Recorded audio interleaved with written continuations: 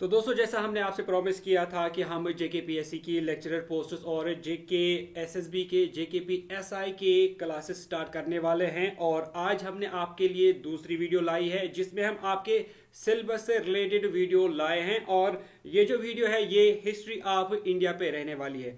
आज इस वीडियो में हम इंडस वैली सिविलाइजेशन के कुछ इंपॉर्टेंट क्वेश्चंस आपके साथ डिस्कस करने वाले हैं। उम्मीद ये रहेगी कि आपको इन क्वेश्चन से आने वाले एग्जाम में हेल्प जरूर मिले। वीडियो को आप जरूर एंड तक देखते रहें क्योंकि बहुत ही इंपॉर्टेंट क्वेश्चन रहने वाले हैं। और साथ में ये भी कहना चाहूंगा कि अगर आपको क्वेश्चंस अच्छे लगे तो आप चैनल को सब्सक्राइब करें और साथ में बेल आइकन भी जरूर प्रेस करें। तो चलिए जी दोस्तों, स्टार्ट करते हैं आज की ये वीडियो। तो आज का हमारा पहला क्वेश्चन है, consider the following statements about the Indus valley civilization IVC. तो आपके पास 3 स्टेटमेंट्स दिए गए हैं इंडस वैली सिविलाइजेशन से रिलेटेड। आपको नीचे क्या बताना है, which of the statements given are correct. तो आपको बताना है कि इनमें से कौन कौन सा स्टेटमेंट करेक्ट है। पहला स्टेटमेंट है, the Indus valley civilization is also known as Harappan civilization. तो पहला स्टेटमेंट सही है, इंडस वैली सिविलाइजेशन को हड़प्पन सिविलाइजेशन भी कहा जाता है।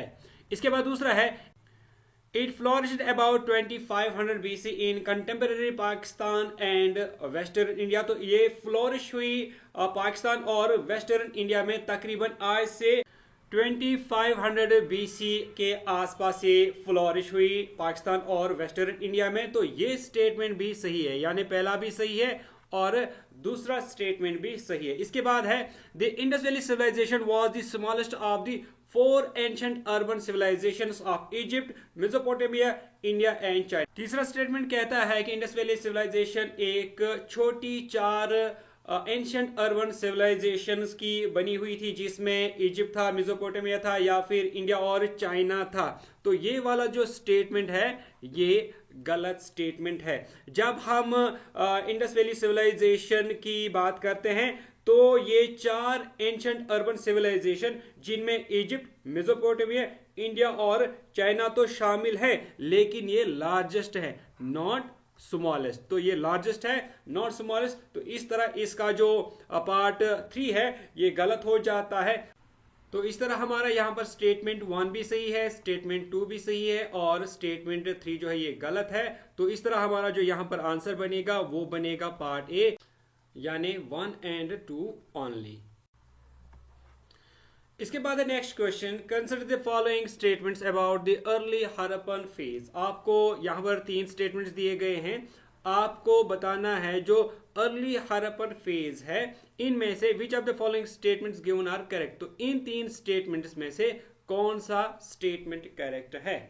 तो 3 स्टेटमेंट्स हैं, देखते हैं। The early Harappan phase is related to Hakra phase. जो पहला हड़प्पन फेज है, अर्ली हड़प्पन फेज, उसको हकरा फेज से रिलेट किया जाता है। तो ये स्टेटमेंट जो है ये सही है। इसके बाद, the earliest examples of the Indus script date back to 3000 BC। तो जो इंडस स्क्रिप्ट है उनकी जो तारीख है वो तकरीबन 3000 साल BC की है। तो ये जो स्टेटमेंट है ये भी सही है। इसके बाद this phase is characterised by decentralised authority and a rural quality of life. Quote दजी जो कि एक हड़प्पन साइट है जो कि सिंध पाकिस्तान में है, इसको मैच्योर स्टेज माना जाता है या मैच्योर हड़प्पन फेज माना जाता है। और इंडस वैली सिविलाइजेशन मानी जाती है कि 2600 BC के आसपास ये मैच्योर स्टेज में एंटर हो गई। नेक्स्ट क्वेश्चन है, consider the following statements about the decline of Indus valley civilization. तो इंडस वैली सिविलाइजेशन के डिक्लाइन के बारे में यहाँ पर 3 स्टेटमेंट्स है। आपको बताना है which of the following statements are correct. तो कौन कौन सा इनमें से सही स्टेटमेंट है। ऑप्शंस है, The signs of the gradual decline started around 1800 BC। तो 1800 के BC के आसपास जो है इसका डिक्लाइन जो है वो स्टार्ट हुआ। तो ये स्टेटमेंट जो है ये सही है, ये ट्रू है। तो 1800 के आसपास इसका डिक्लाइन स्टार्ट हुआ। इसके बाद by 1700 BC most of the cities were abandon. तो तकरीबन 1700 BC के आसपास जो है जो यहाँ के शहर थे वो तकरीबन अब सुनसान थे, लोग यहाँ पर रहना पसंद अब नहीं करते थे, लोग घरों को छोड़ के जो है वो चले गए थे। तो कुल मिला के ये जो शहर बसे हुए थे तो ये सुनसान हो गए 1700 BC के पास। तो ये जो स्टेटमेंट है ये भी सही है। By late Harappan culture persist till 1000 to 900 BC। तो जो लेट हरप्पन कल्चर है वो तकरीबन 1000 से लेकर 900 BC के आसपास मौजूद रहा। तो इसकी एग्जिस्टेंस जो है वो तकरीबन 1000 से लेकर 900 BC के आसपास तक ही रहा लेट हरप्पन कल्चर का। तो ये स्टेटमेंट जो है ये भी सही है, यानी ये तीनों स्टेटमेंट्स सही हैं। तो इस तरह इसका जो सही आंसर रहेगा वो रहेगा पार्ट डी 1, 2 एंड 3। इसके बाद नेक्स्ट क्वेश्चन है consider the following statements about the town planning and structure of Harappan culture. तो हरप्पन कल्चर की टाउन प्लानिंग और स्ट्रक्चर के बारे में 3 स्टेटमेंट्स है। आपको बताना है which of the following statements are true. तो आपको बताना है कि कौन से 3 स्टेटमेंट सही है टाउन प्लानिंग और स्ट्रक्चर के बारे में हरप्पन कल्चर के। तो पहला जो स्टेटमेंट है ये है Harappa and Mohenjodaro each had its own style और एक्रोपोलिस। यानी जो हरप्पा और मोहनजोदारो है यहाँ पर जो रूलिंग क्लास होती थी वो आम लोगों से थोड़ा ऊंचाई पे रहती थी, उनकी सीट थोड़ी ऊंची जगह पे रहती थी हरप्पा में भी और मोहनजोदारो में भी। तो ये वाला जो स्टेटमेंट है ये सही स्टेटमेंट रहेगा। तो पहला जो है ये सही है। इसके बाद the houses in the cities followed the grid system. तो यहाँ पर जो हाउसेज होते थे तो वो ग्रिड में होते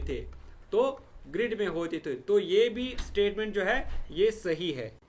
इसके बाद तीसरा स्टेटमेंट है the use of dried bricks were common in Harappan cities. तो हरप्पन सिटीज में ड्राइड ब्रिक्स को ज्यादातर इस्तेमाल किया जाता था। तो ये वाला जो स्टेटमेंट है ये गलत स्टेटमेंट है।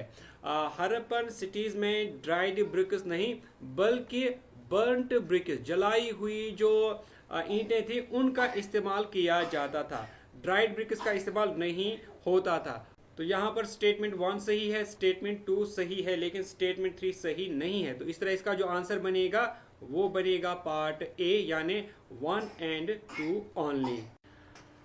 नेक्स्ट क्वेश्चन है consider the following statements about the agriculture in the Harappan civilization. तो कल्चर के बारे में यहाँ पर कुछ स्टेटमेंट्स दिए गए हैं हरप्पन कल्चर के। तो आपको बताना है which of the following statements are true. तो कौन कौन सा स्टेटमेंट सही है। पहला स्टेटमेंट है the Harappan villages produces significant food grains like wheat, barley and P. यानी जो हरप्पन पीपल हैं वो व्हीट, बार्ले या फिर पीज काफ़ी तादाद में उगाते थे, फूड ग्रेन्स वो काफ़ी तादाद में उगाते थे।